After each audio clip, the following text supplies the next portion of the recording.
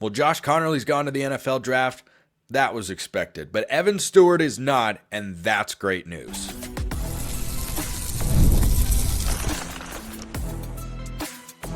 You are Locked On Ducks, your daily podcast on the Oregon Ducks.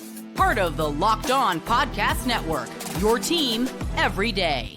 Yes, it is that time once again for Locked On Ducks. I'm your host, Spencer McLaughlin. Thank you so much for making this your first listen or your first view of the day. Part of the Locked On Podcast Network, your team every day, and your number one source to stay up to date with the Ducks. This episode brought to you by our friends over at FanDuel. From big upsets to game-winning drives, the NFL playoffs are better with FanDuel. New customers can bet $5 and get $200 in bonus bets, guaranteed whether you win or lose. How about that? Visit FanDuel.com to get started. A couple more thoughts on Bryce Boettcher coming today on the show. And are there going to be true freshmen playing on Oregon's defense next year? Thoughts about the secondary all today. But first, Josh Conerly announces he's going to the NFL draft. This was a matter of time. I think I said on yesterday's show I'd expect an announcement later this week. He announced he's going.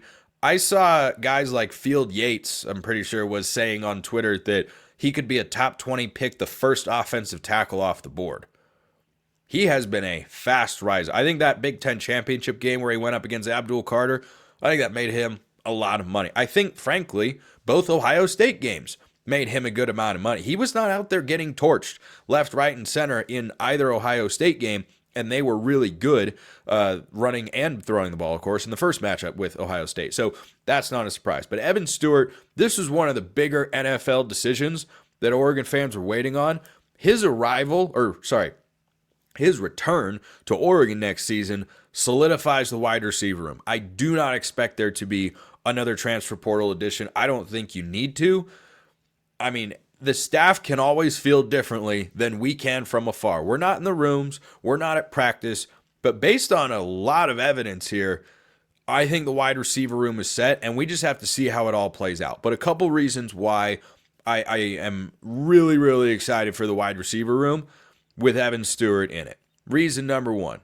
I'll give you three reasons, actually, because the first one is simple, what you're thinking of. He's a really talented player. He is phenomenally good. When Tez Johnson was out, he stepped up. When Tez Johnson was there, sometimes he was Oregon's best receiver. Sometimes he wasn't.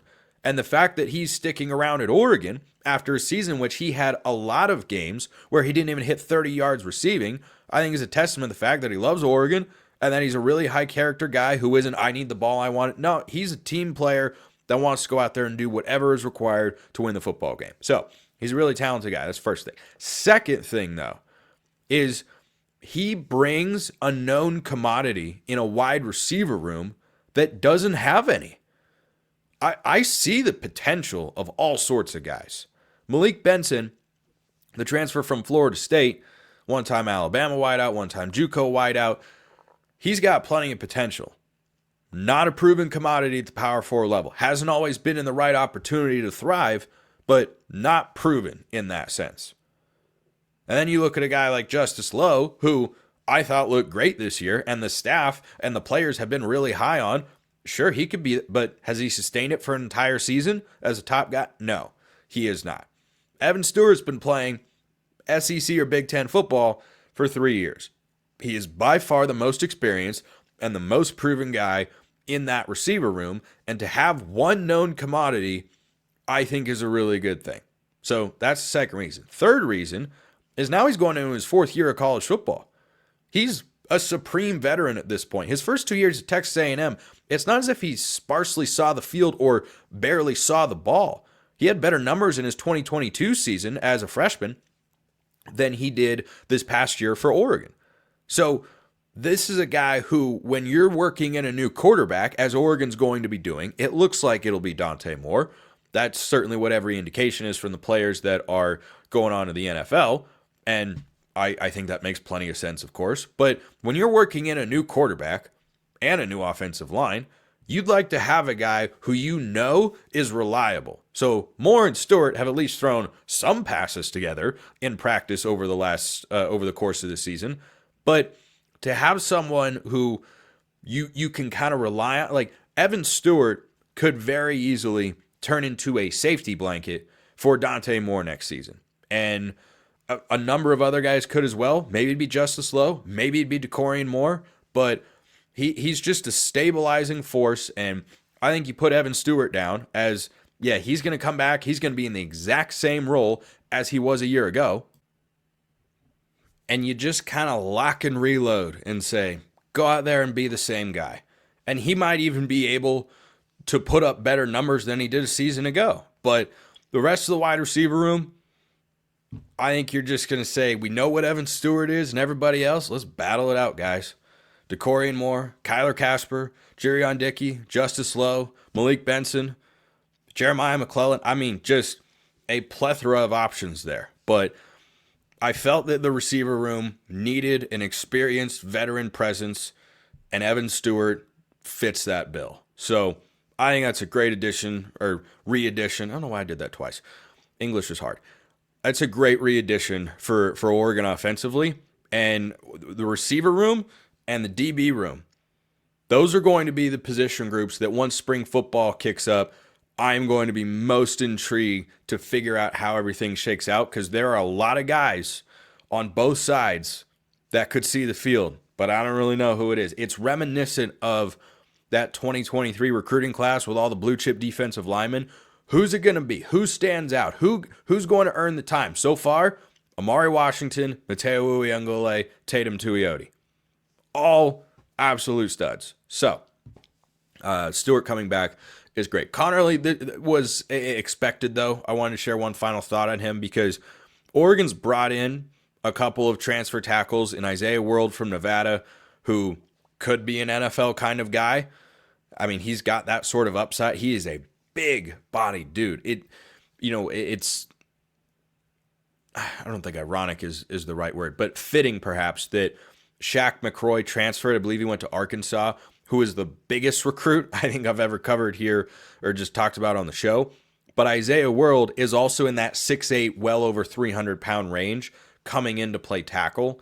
And so World, I fully expect to start. And Alex Harkey coming over from Texas State, those look like your bookend starting tackles. And when both were added, it certainly looked on paper like you bring in these guys because you know Conerly is going to the draft. That ends up being the case.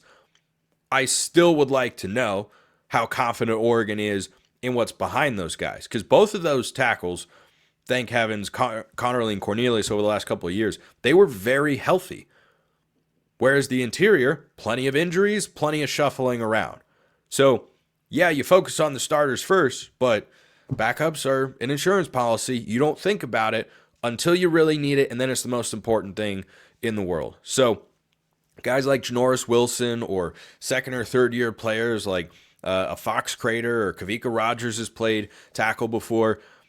I think those guys have a role to play on this team, and someone's got to be the jumbo offensive lineman. That was Janoris Wilson this past year. I thought he did a great job in that role, which is what Conerly, of course, started out in during his career. But, Conerly, the NFL, solidifies what we thought, which is these two transfers, they were not brought in to just be depth pieces. Certainly looks right now, again, it's pre-spring ball. Things can always change. Certainly looks like those guys are going to be protecting Dante Moore's front and blind side there. So let me know your thoughts in the comments below here on YouTube, or hit me up on Twitter at smclaughlincfb. Or if you want priority mailbag access and a bunch of other perks as well, become a Locked On Ducks insider. Link in the description below. You can get a free 14-day trial. So Bryce Boettcher is back. Oh, whoa. So Bryce Boettcher is back. I think that is great news. Right? Right? Like that's plain and obvious, right?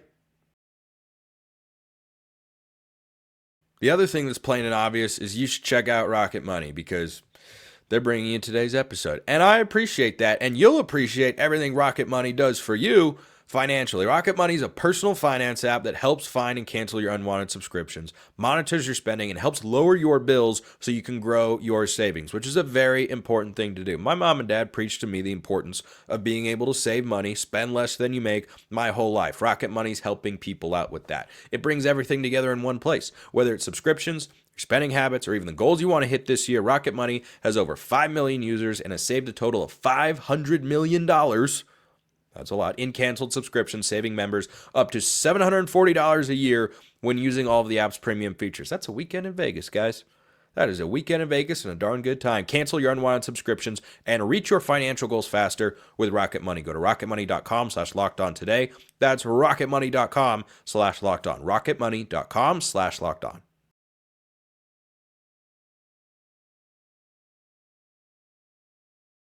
As is usually the case, water is the second segment sip beverage of choice.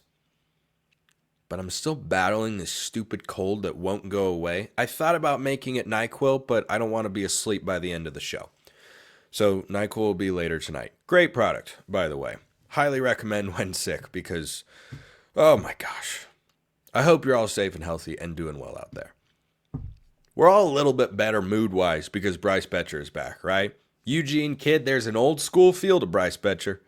I mean, not a heralded recruit, 0-star recruit. As a matter of fact, coming out of high school per 24/7, if my memory serves me well, which in sports situations it does, elsewhere it's spotty. Some of my friends call me goldfish brain. So I've earned that. I've tried to get better at it. I haven't yet succeeded. I've just kind of accepted that this is how I am. I tell you what, phone app reminders, the best thing ever invented. Anyway, Bryce Boettcher coming back is really good news. Really good news. Now, I understand that some of you out there have had a more negative, not entirely negative, but more negative reaction to Boettcher coming back in 2025 for the Ducks. A couple of things. First of all, I understand that you looked at Oregon's defense in the Rose Bowl, and that's your lasting impression of Oregon on that side of the ball. It's the final thought you're going to have in this season. Just like last year, the final thought was not what Bo Nix did in the Fiesta Bowl and setting a record. It was losing to Washington in Las Vegas. That's what the lasting impression was. But that's not representative of how the season actually went or how the season made you feel at various points in time. So for Bryce Boettcher to come back, I think is really great news. Now, was Oregon's linebacker play always phenomenally stellar this year? No, not always. Was it miserably bad to the point where Oregon needs a complete and total reset at the position? Also, no. And when you give a guy another offseason to watch that much more film, be in the defensive system for another year, and be around his teammates for that much longer, you're going to get a better version of that player. You need look no further than his linebacker mate, Devin Jackson, who last season was a solid player. This year, suddenly made a lot more impact plays. Now, some young guys are going to have to step up. There's no doubt about that, unless Oregon adds a transfer at some point at linebacker, but they've recruited plenty of blue chip guys over the last couple of cycles. I'd expect at least one of them is ready to go, is ready to have a role on next year's defense. Maybe they're not. Maybe they all need another year and they go get a guy out of the portal. Because remember, the portal is closed to enter, but, you can come out of the portal at any time. So guys that are still in the portal, if Oregon feels that's a position of need, I'm sure you could go find someone somewhere. But I think they recruited this position with the intention that some of the guys would play. And sure, it's more difficult for high school recruits to play than it used to be because you can bring in a transfer, a guy who's already developed at another school, which I understand, and Oregon has had a good track record with over the last few seasons. But when you're working in young guys or you're progressing year over year, having a veteran in the room is a great thing. So Jeff Bossa leaves, and Bryce Boettcher, I'd be willing to bet he's the guy that's going to have the earpiece talking to Tosh Lupoy and Dan Lanning and everyone to call the defense. So that's the first part of it. The second part of it is Bryce was an incredibly good player. Pro Football Focus had him as the 14th highest rated linebacker in all of college football. I believe, along with Dylan Gabriel, these were Oregon's two highest rated players at any position throughout the entire year.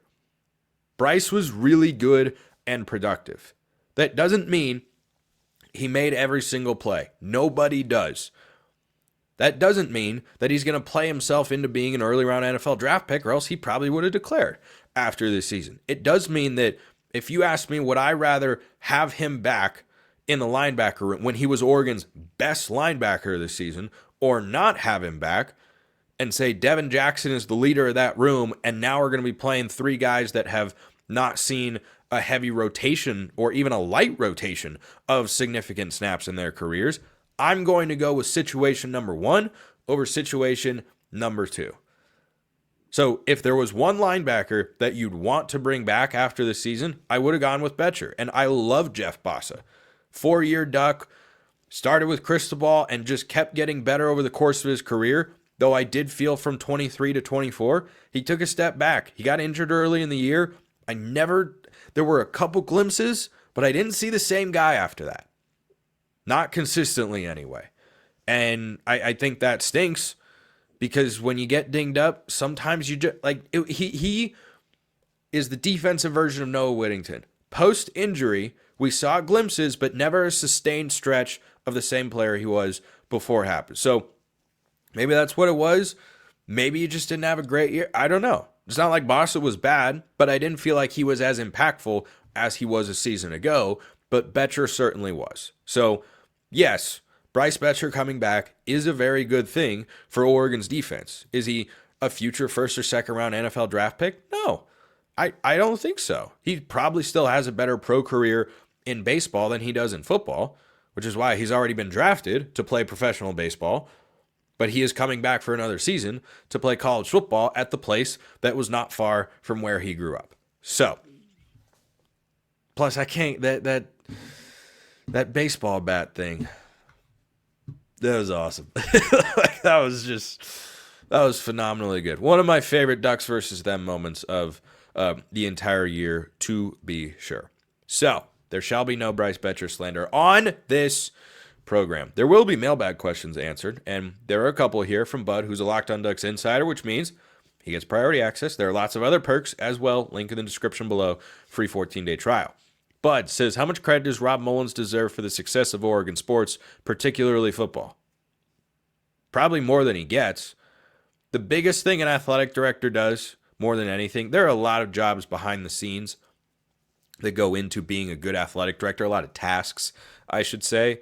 You know, making sure you have the right people in marketing and communications and focusing on fan experience and doing all those sorts of things. But most important thing you do as an athletic director, hire the right coach.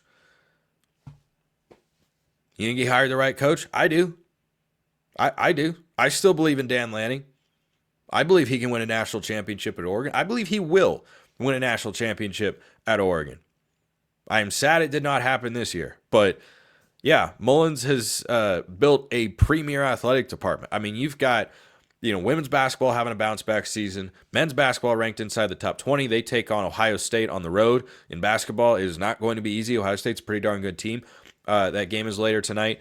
And you just look across the board. There aren't any programs. Softball's good. Baseball's really good. Baseball's preseason top 20. I saw in a poll somewhere. Like, there have just been a lot of hires, getting the extensions done right. Yeah. Mullins deserves some credit. Another one from Bud here. Is there any football program in the Big Ten, nice spelling, I appreciate that, who has a brighter future than the Oregon Ducks in terms of, 1, likelihood of improvement in talent and coaching, and 2, competing consistently for the Big Ten championship? Well, the second one's easy. I mean, you've got Ohio State. Frankly, the first one, also Ohio State. Because, Oregon has been really good on the recruiting trail over the last couple of cycles, and they've been good on this one. So is Ohio State. And this Ohio State team is great. There aren't a lot of ways where that roster can get better, but can they stay at that level? Yeah. So maybe their margin of improvement or percentage of improvement isn't as high as what Oregon's might be, but can Ohio State still improve? Yeah, clearly. Watch the Michigan game. There are ways, coaching and talent, they can still improve. But I don't know that there's anybody else I'd pick over Oregon right now if you're talking about upward trajectory in the Big Ten, other than Ohio State. There are going to be other good programs. Washington's building right now, and I think they'll be an improved team next year. That won't be an easy game to win in Seattle. And Michigan feels like they're on an upward swing after a tough first half of the season. And Illinois could be pretty good next year. Now, Oregon beat them soundly this season, but there are plenty of programs going like that. I'm curious to see what Nebraska does at Matt Rule. But yeah, I'd say Ohio State is above Oregon in both, and I wouldn't take anybody else in the Big Ten. If you ever have questions about other Big Ten teams, I cover them plenty on Locked On College Football. Always happy to answer questions about our Big Ten brethren, which, frankly, I'm still getting used to. I'm very used to, though, having a third segment on the show. That's how we do it every single day. Will any true freshman play on Oregon's defense next year? Never say never, right?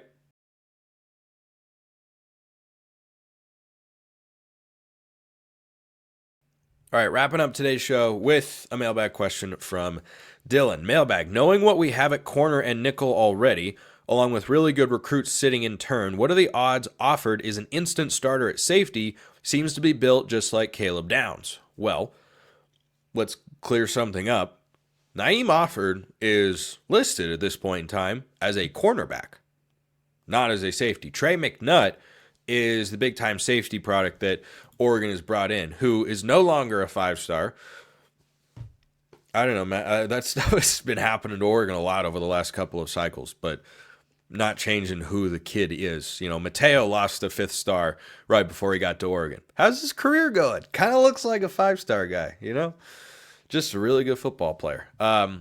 So I don't know that Offord is planning to make the positional switch to safety. He's certainly athletic enough, I think, to do whatever he wants. But when you look at the amount of turnover Oregon's defense is going to have next season, my initial reaction is, yes, you could see true freshmen. But then as I think about it more, I don't know how likely that is. Now, Brian Smith, our Locked On Recruiting insider here at the network, has been adamant that Na'eem Offord is too good to not play right away. And if he's able to move over and play safety and they like him there, sure.